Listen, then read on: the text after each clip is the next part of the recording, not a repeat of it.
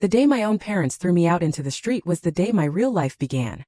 I was 18, terrified and utterly alone, but little did I know their cruelty was the catalyst for everything good that was to come. Their betrayal, their absolute dismissal, became the burning fuel for my ultimate success. My 18th birthday wasn't a celebration. It was an execution. No cake, no candles, just another Tuesday dinner at our scratched kitchen table in suburban Ohio, where my father's construction boots had left permanent marks on the linoleum. Our cabinets, stuffed with discount groceries, barely closed. "Maya, you're an adult now," Dad announced, his voice gruff, his calloused hands gripping his fork like a hammer. "From tomorrow, start working. Your entire salary lands in our bank. If you don't like it, I don't want to see you in this house anymore." Those words hit me harder than any physical blow, stealing the breath from my lungs. My younger sister, Rebecca, then 15, looked up from her phone, a smirk playing on her lips barely concealed. She'd always been the favorite, the golden child, while I navigated life with hand-me-downs and endless criticism. "But I was planning to go to community college," I stammered, my voice embarrassingly weak. "I've saved almost $800 from babysitting."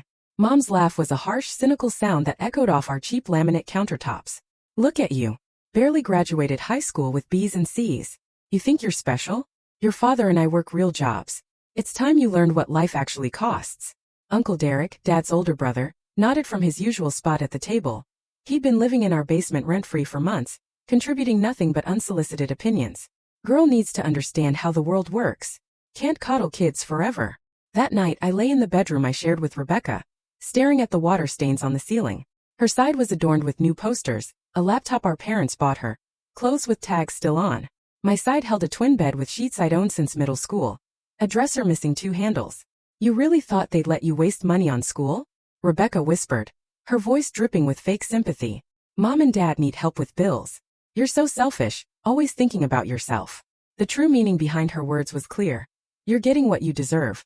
The next morning, driven by panic and a desperate hope, I walked to every business within 3 miles. Fast food joints told me they just hired. Retail stores weren't accepting applications. The grocery store took my resume with a promise to call that never materialized. By the end of the week, I'd applied to 47 places, using the ancient computer at the public library. Friday evening, I dragged myself home exhausted, my feet throbbing in shoes with worn-out soles. Dad was already drunk on the sagging couch, a half-empty whiskey bottle in hand. Mom stood in the kitchen, arms crossed, her face twisted into that familiar, terrifying expression. "Still no job?" Dad's question was an accusation. "I applied everywhere," I explained, trying to keep my voice steady. "Nobody's hiring right now, but some places said." He stood so fast the bottle nearly toppled. "Excuses? That's all you've got? Excuses and laziness." "I'm not lazy. I walked miles today. I filled out applications. The slap came out of nowhere. Mom's palm connected with my cheek, the sharp crack echoing in the small living room. "Don't you dare raise your voice in this house. We fed you, clothed you, kept a roof over your ungrateful head for 18 years. You want to act like you can't contribute." Dad moved closer, the smell of alcohol heavy on his breath. "Then you can see how easy you've had it." What happened next was a blur of pain and terror. Dad's hand tangled in my hair, yanking me toward the front door. I screamed, my hands flying to my scalp where the pain was white-hot and blinding. Mom ran upstairs and I heard crashes and thuds from my room. The front door swung open. Dad shoved me onto the porch, then down the 3 concrete steps. I hit the walkway hard, scraping my palms and knees. My mother appeared behind him, my old suitcase in her hands. She threw it with surprising force, and it landed in the middle of the street, popping open and spilling my clothes across the asphalt. "You come back when you understand what you owe us," Dad roared, slamming the door shut. I looked up at the house. Rebecca stood in the upstairs window, her face illuminated by her laptop screen, smirking down at me as if she were watching the season finale of her favorite show. Uncle Derek appeared at the living room window, shaking his head. "Finally, someone's learning about real life," he shouted through the glass. The spring evening was cold. I gathered my clothes from the street, stuffing them back into the broken suitcase with shaking hands. A neighbor watched from her porch but didn't offer help. Another pulled his curtains closed. I'd lived on this street my entire life, and not one person stepped forward. I walked to the public library, the only place I could think to go, before it closed at 9 p.m. Mrs. Chan, an older librarian who'd helped me with school projects over the years, noticed me crying in the corner. "Maya, what happened to your face?" I told her everything. She listened, her expression growing more concerned, then made a hushed phone call. When she turned back to me, hope, a fragile thing, flickered. "My daughter Grace lives alone and works night shifts at the hospital. You can stay in her spare room temporarily. Help with cleaning and cooking for reduced rent. It's not charity. She genuinely needs help managing her apartment. Grace's place was a modest one-bedroom. She converted her dining area into a sleeping space for me, complete with a futon and some privacy curtains. Grace was 26, practical and surprisingly understanding. My parents kicked me out at 19, she told me that first night. Different reasons, same result. Took me years to get stable. I won't let you go through that alone. She became the older sister I'd needed my entire life. The next morning, Grace woke me at 5. I know someone who needs a waitress. The diner down on 5th. Owner's name is Joe Martinez. Tell him I sent you. Joe was a stocky man in his 50s with a kind face and permanent coffee stains on his apron. He looked at my application, looked at me and sighed. Grace vouched for you. Training starts Monday. $7 an hour plus tips. Show up on time. Work hard. Don't steal. That's all I ask. I worked breakfast and lunch shifts 6 days a week. The work was brutal. My feet constantly ached, my back sore from carrying heavy trays. But Joe was fair. The regular customers were mostly decent, and I made enough in tips to start saving money. The first few months were the hardest. I'd wake up at 4:30 a.m., my body protesting every movement. The futon was uncomfortable. Grace and I would pass each other like ships in the night, her leaving as I was waking up, me returning as she prepared to leave. Joe taught me the restaurant business from the ground up. How to balance multiple tables, how to handle difficult customers, how to maximize tips through genuine service. There was this one regular, an older man named Frank, who came in every morning at 6:15, always sat in booth 3, always ordered 2 eggs over easy with rye toast. You're different from the other girls who work here, Frank told me one morning, leaving a $20 bill on a $12 check. You actually listen when people talk. Most servers, their minds are somewhere else. You're present. His words stuck with me. Being present, paying attention, remembering details. They seemed like small things, but they made customers feel valued. My tips started improving. Joe noticed and gave me the better sections during peak hours. But the nightmares persisted. I'd dream about my father's hand in my hair, the sensation of being dragged, the sound of my suitcase hitting the pavement. I'd wake up gasping, disoriented, sometimes crying. Grace would hear me from her room and come sit on the edge of my futon, not saying anything, just being there until I calmed down. Trauma doesn't disappear, she explained one night. It gets quieter, but it's always there. You just learn to live alongside it, instead of letting it consume you. Grace encouraged me to take one online class at a time through the community college. I started with basic business administration, paying the tuition in installments from my tip money. My professor, Dr. Ellen Watkins, a retired businesswoman, saw something in me. Maya, your discussion posts show real insight. Have you considered business as a career path? I'd never considered much beyond survival. Career paths were for people with safety nets, with families who supported them. But Dr. Watkins's words planted a seed. You're smarter than you think, Grace told me. Your parents convinced you otherwise, but I see how fast you learn things. Money was impossibly tight those first 2 years. Every dollar had a purpose. I ate ramen and peanut butter sandwiches some weeks, but I never missed a rent payment to Grace, never missed a tuition installment, never asked anyone for handouts. I picked up extra shifts whenever possible.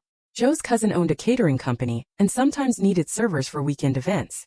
The work paid $15 an hour, and I'd come home at midnight with another $100 in my pocket. Weddings were the best because drunk guests tipped generously. During one catering gig at a country club, I overheard conversations that fascinated me. People discussing investments, property values, market trends.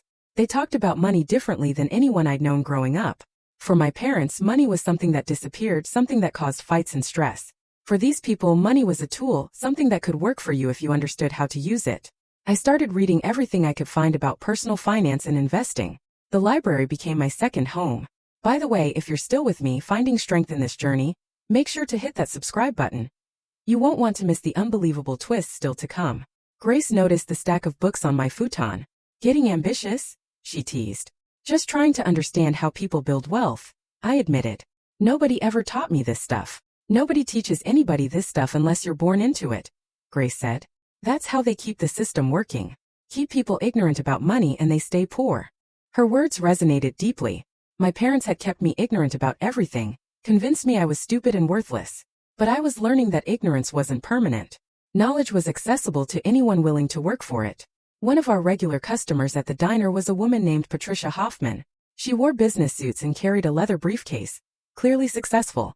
After 3 months of serving her, Patricia asked me a question that changed everything. Maya, you ever think about sales? Sales? I never considered it. I run a real estate company. I need someone to manage incoming calls, schedule showings, handle paperwork. It's entry-level, but it pays $12 an hour with bonuses. You're attentive. You remember details. You're polite even when customers are rude. Those are skills. I started working for Hoffman Properties that September. The office was small, just Patricia, 2 agents, and now me. Patricia taught me everything: how to read contracts, how to talk to clients, how to negotiate. She saw potential in me that I'd never seen in myself. My desk sat in what used to be a dining room, positioned so I could see everyone coming and going. The first weeks felt overwhelming. The phone rang constantly. Paperwork seemed designed to confuse. Patricia remained patient, walking me through each process multiple times until it clicked. Marcus, an agent who'd been selling for 15 years, treated me like an annoying child.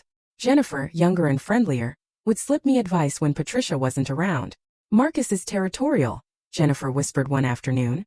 He thinks anyone new is his competition. Just ignore him and do your job well. That's the best revenge. Her casual use of the word revenge struck me. I'd been so focused on survival that I hadn't thought about revenge against my family. But maybe living well, succeeding despite their cruelty, was revenge enough. The real estate world fascinated me. Every property told a story. I absorbed information like a sponge. Patricia lent me her textbooks from when she'd gotten her license decades ago, and I read them cover to cover. Most people in this business come for money, Patricia explained during one of our training sessions. They have connections, family support, safety nets. You've got something better. You've got hunger. That's what makes the difference. Her faith in me was almost uncomfortable. I wasn't used to people believing in my abilities. But Patricia didn't just believe. She invested time and energy into my development. After 6 months at Hoffman Properties, Patricia sat me down. Maya, you're wasted answering phones. You should get your real estate license. I'll pay for the course and the exam fees. You can pay me back from your first commission. The offer stunned me. Why would you do that? Because I see what you could become and I need good agents. Marcus is coasting on old connections. Jennifer's competent but not ambitious. You have the drive to be exceptional. This is an investment in both of us. I studied real estate licensing materials during every spare moment. Grace quizzed me. Joe let me use the diner's back office. 10 months after starting at Hoffman Properties, I passed my licensing exam on the first try. Marcus muttered, "Beginner's luck." His skepticism fueled me. I wanted to prove him wrong. Prove everyone who'd underestimated me wrong. My parents had told me I'd fail, that I was nothing special. Every success felt like erasing their voices from my head. My first year as a licensed agent was rough.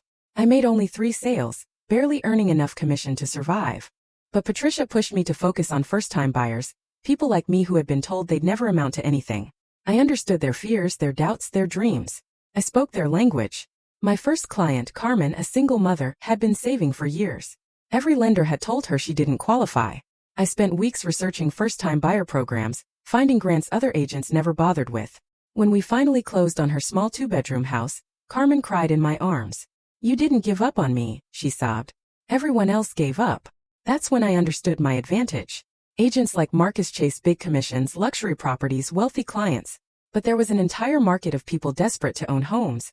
People with messy financial situations and complicated histories. People who just needed someone to fight for them. I became that person. By my second year, I'd sold 17 properties. By the third year, 41. I developed a reputation for working with buyers other agents dismissed as too difficult.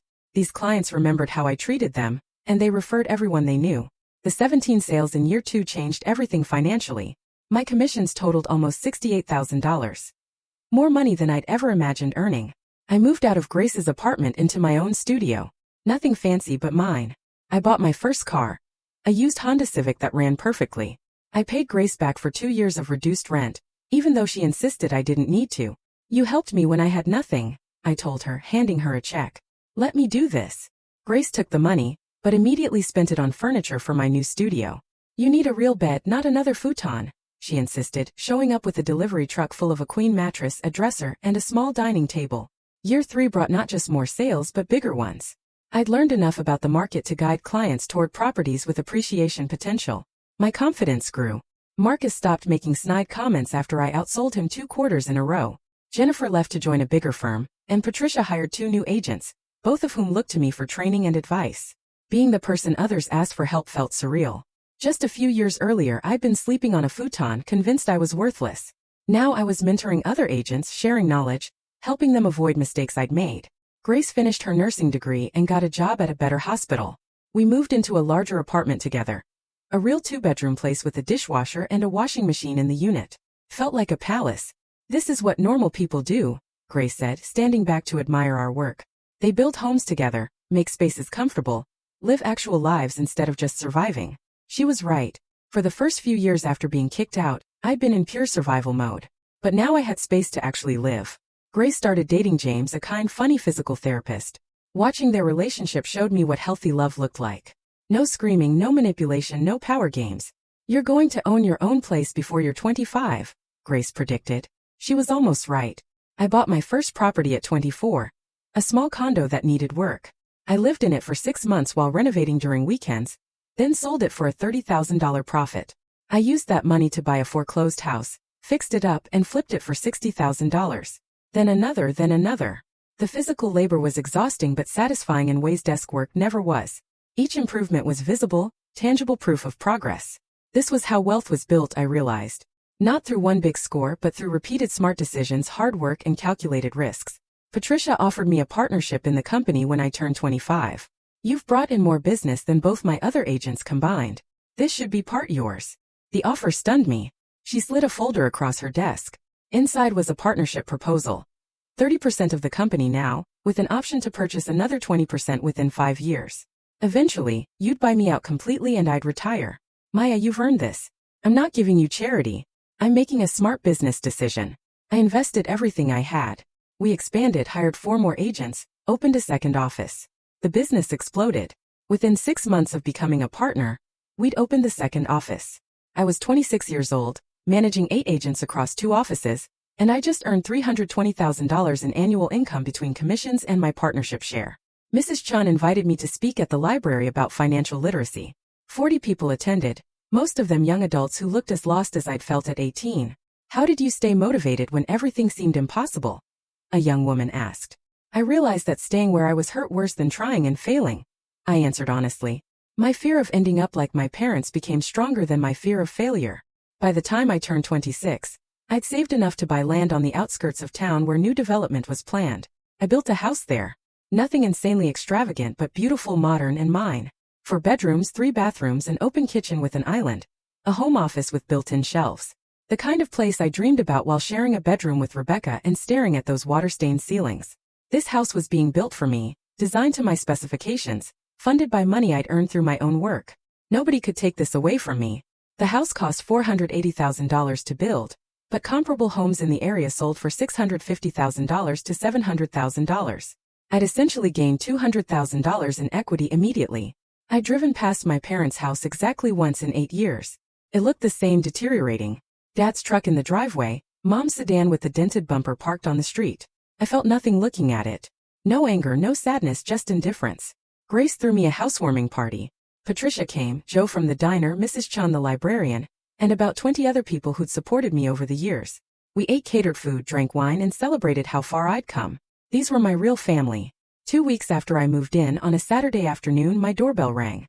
I opened it to find my mother and father standing on my porch, looking older and smaller than I remembered. Behind them stood Rebecca, now 23, and Uncle Derek, grayer, but still wearing that same expression of unearned superiority. Maya, Mom said, her voice artificially sweet. Look at this beautiful home. We're so proud of you. Dad's eyes scanned the entrance visible behind me, taking in the hardwood floors, the modern light fixtures. You've done well for yourself. Real well. I stood in the doorway blocking their entry. What do you want? Can we come inside? Rebecca asked, trying to peer around me. I'd love to see the place. Answer my question first. Mom's face twitched, the sweetness cracking slightly. That's no way to greet your family. We came all this way. You threw me out. You threw my suitcase in the street. You told me to learn about real life. My voice was calm, steady. So what do you want? Dad shifted uncomfortably. Look, maybe we were too harsh back then. But you turned out fine, didn't you? Better than fine. We just want to reconnect, spend some time together. Let us in. Uncle Derek demanded. Family shouldn't be kept waiting on the porch like strangers. I almost closed the door. Almost. But curiosity got the better of me. You have 10 minutes. They filed into my living room, looking around with barely disguised jealousy. Rebecca immediately started touching things, picking up decorative objects, examining my furniture like she was pricing it for resale. How much did this place cost? Dad asked bluntly. That's not your business. Must be nice, Mom said, her voice sharp now. Living in luxury while your family struggles. There it was. The real reason for their visit. Get to the point. You have 8 minutes left. Rebecca flopped onto my couch like she owned it. I just turned 23. Mom and Dad think it's time I start my adult life. You know, the right way. My stomach dropped as I realized where this was going. Mom leaned forward eagerly. Can you hand over your house or the company? Rebecca deserves a good start and you've already made it. She's 23 now and needs to establish herself. You could help your sister. It's only fair. The audacity stole my breath for a moment. Dad nodded along. You owe us for raising you. 18 years of food, shelter, clothing. Time to pay that debt. She deserves it. Rebecca added, examining her nails casually. And if you don't, then the same thing will happen again. We'll cut you off completely. You'll never hear from us. Uncle Derek grunted his agreement. Family takes care of family. You're being selfish. I simply laughed. The sound surprised even me. Starting as a chuckle and building into genuine, unrestrained laughter. I pulled out my phone and dialed. Who are you calling? Mom demanded. Maya. Patricia's voice came through the speaker. Everything okay? I'm fine. Just need you to document something for me. I have 4 people in my home making threats and demanding I sign over my assets. Can you record this call as a witness? Recording now, Patricia confirmed, her tone immediately professional. I put the phone on speaker and set it on my coffee table.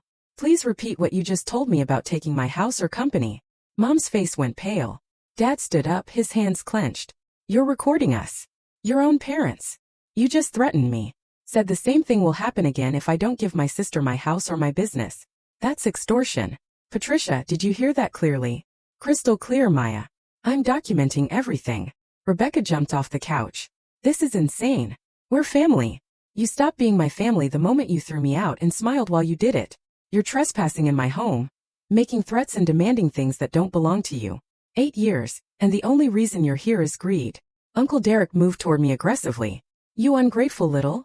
I have security cameras throughout this house, I interrupted, pointing to the small dome camera in the corner. Every word, every movement is being recorded and backed up to cloud storage. You touch me, you'll be charged with assault. We gave you everything. Mom shrieked, her composure completely gone now.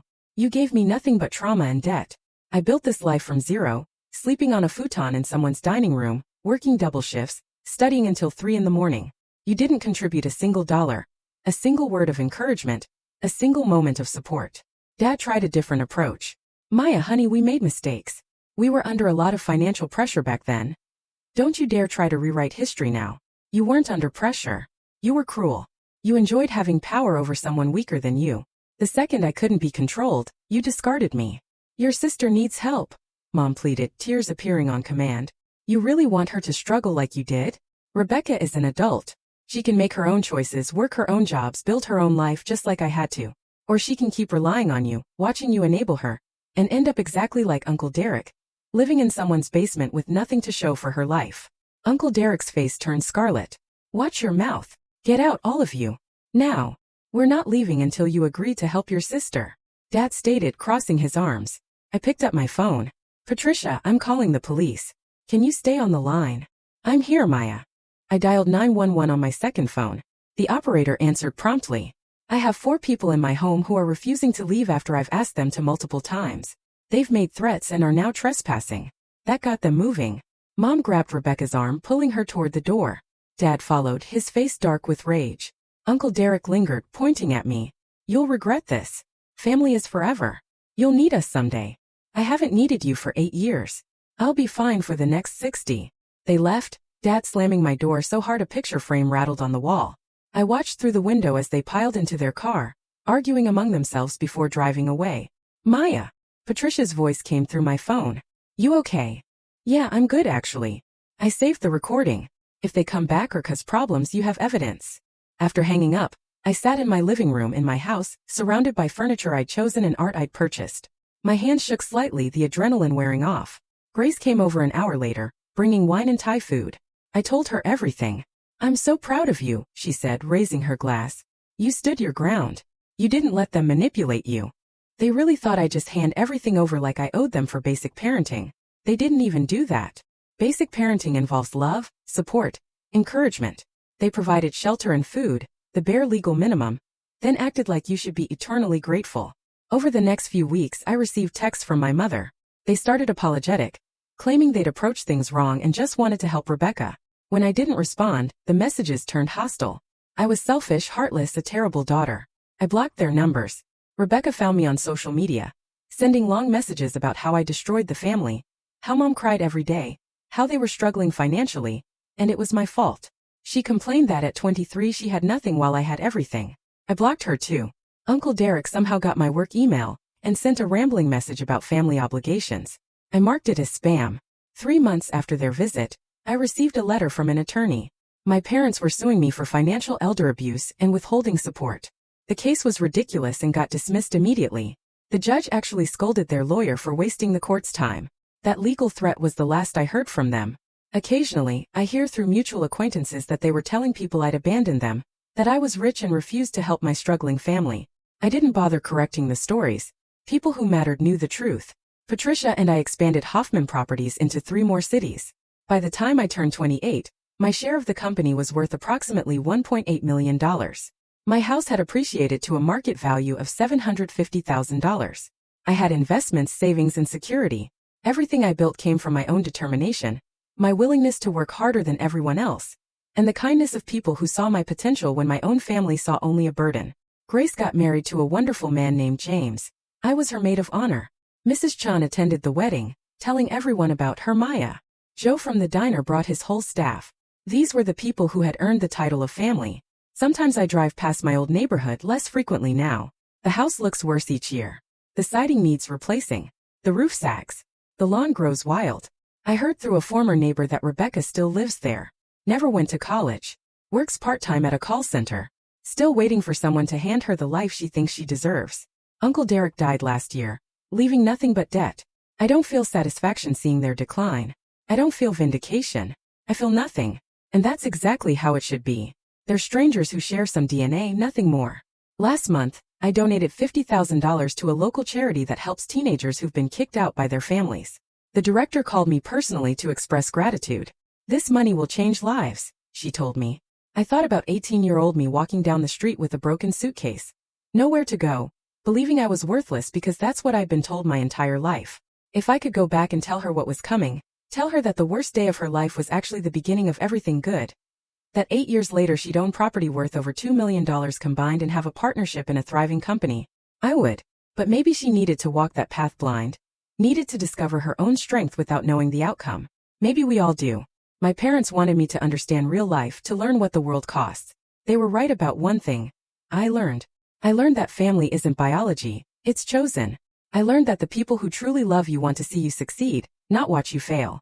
I learned that sometimes the greatest gift someone can give you is forcing you to stand on your own. I learned that I was never the problem. And 8 years after being thrown out like garbage, standing in my beautiful home that I built with my own hands and mind, I learned the most important lesson of all. The best revenge isn't revenge at all. It's living well, surrounding yourself with people who genuinely care, and refusing to let anyone who hurt you take up any more space in your life. They thought they were teaching me about real life. Instead, they taught me exactly who I never wanted to become. And for that, in a strange way, I'm almost grateful. What about you? Have you ever had to redefine what family means to you? Tell me what you think in the comments below. I really want to know.